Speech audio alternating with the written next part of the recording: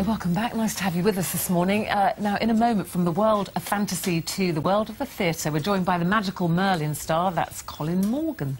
Colin Morgan. Morning. Morning. All right, he's got very Northern Irish there, hasn't he? You don't talk like that in Merlin, do you? No. Very good. Colin is from our wee country, just in case you didn't know that. But first, there's no trickery or wizardry here, just a brand new car, £5,000 in cash. Here comes the comp.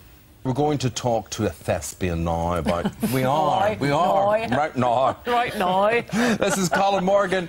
He's Merlin, the young wizard in the BBC TV series. Indeed, you got that National Television Award and we were there that night. Yeah, that was a really special night. It was good to be able to fly the flag for the show, and really great way to end it all, and hugely thankful, obviously. Do you know, I don't think a lot of people from Northern Ireland know you're from Northern Ireland, because in Merlin, of course, you don't have that accent at all. Yeah, that's the thing. I mean, I was saying to you, I'm back home, and I was out, and somebody asked me back home, "Oh, what's your connection with Northern Ireland?" I was like, "From here." Well, shall we have a look at you? All the things that you've done. Not being Northern Irish. Here we are.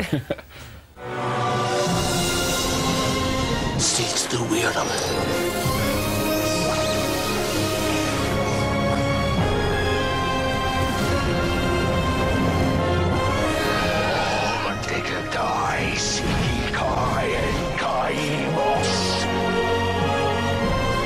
Merlin, you are not a sorcerer. I would know. There are times when I feel the weight of my destiny. I keep telling you, I have many talents.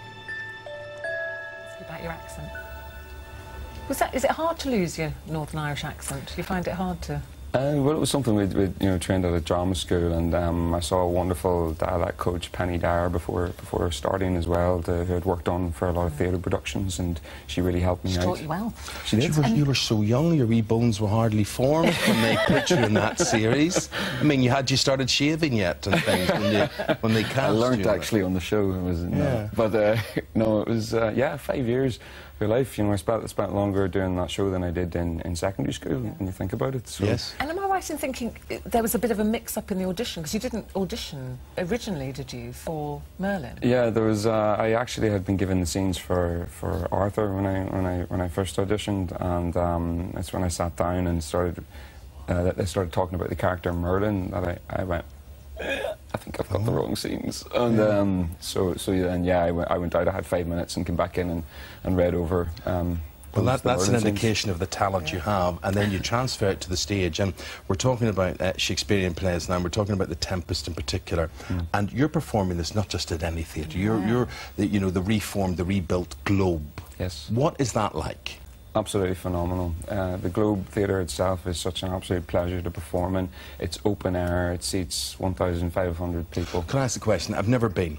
Do they use what is the old setting, or what looks like the old setting, and do they have sort of like all sorts of electronic wizardry and lights and sound and that sort of thing?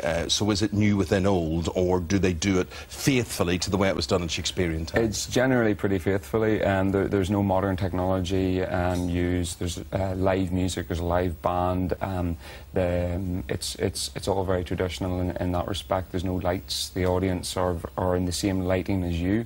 When it gets darker, there is some lighting to help, obviously, when it gets dark, and there is such a really special feeling. And when you stand on that stage, could you imagine what it would have been like in Shakespearean times? Do you get that feeling of that history?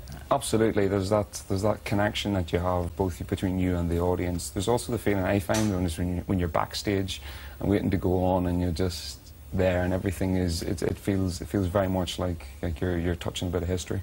Well, you're touching a storm, as The Tempest would suggest. Is it true that if you're in the audience, you may be in danger of being hit with a cannonball? You're in no danger now. There's no one's going to get injured. But certainly, if you do choose to stand close to the stage, I mean, you can essentially buy a ticket for £5 to stand in the yard. There is a chance that you might get some form of interaction. What do they do with these cannonballs, though? There is, in The Tempest in particular, we're talking about that using the old form of theatre. everything is created naturally. So there's the storm in the Tempest, the actual Tempest itself, and so they use very much traditional forms of that. So there's cannonballs that are rolled around the back of the audience to create that feeling of an interaction. Rumbling, storm Absolutely, effects. So the audience are very much really in the action. And your costume sounds interesting, I was reading, because you play Ariel. So it's an interpretation. Yeah. Feathers, a very tight top, and calf-length white boots. Yes. Sound like you should be in something else. That sounds like Armagh on a Friday night.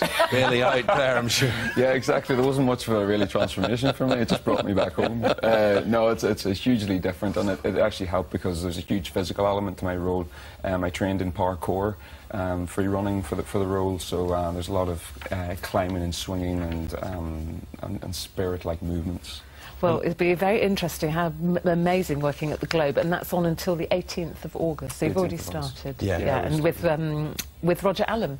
And Yeah. there is a Northern Irish drama which I'm particularly enjoying. I think it's tonight, or was it last night, The Fall, because we've got it taped. Yes, Last night, The Fall. That was episode 3 last night, which you're not in, but you're going to be in a drama called Quirk. Yes. With Gabriel Byrne, which we're going to see in the BBC as well, which is set in the 1950s. Next time you're in, we'll talk about that. We can't now. We can't now. I've got to go to the news. But it's been lovely to meet you. Lovely to Thank meet you very much. Thanks very much indeed. Good seeing you. And don't go away, because we've got all the soap gossip with Sharon later. See you after this.